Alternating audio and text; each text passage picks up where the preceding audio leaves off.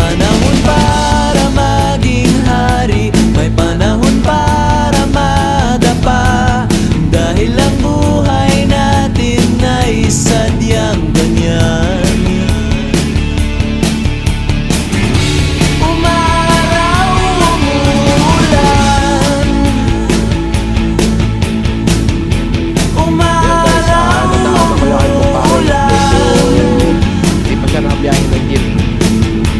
Ang buhay ay sadyang ganyan. Nung kanina kong pinagkukwento dito sa Umaraw, dahil may booking na naman ako na papuntang Tagaytay. Dalawa sa isang Loob, Calamba at saka isang Tagaytay. Parang galing Kalawa. Pinick up ko yun sa Imok papunta ng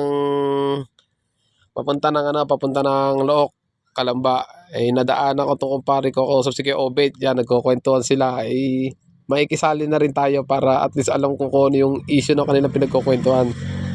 Pagdating sa mga marites yan, hindi tayo papahuli guys.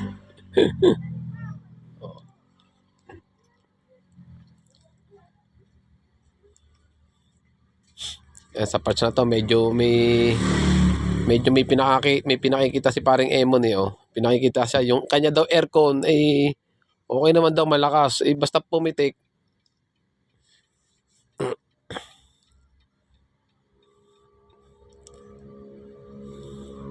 Yan guys, sa part na ito yung ating yung ating booking papuntang Tagaytay yan. Ito yun. Ito yung papuntang Tagaytay. Ito yung remote.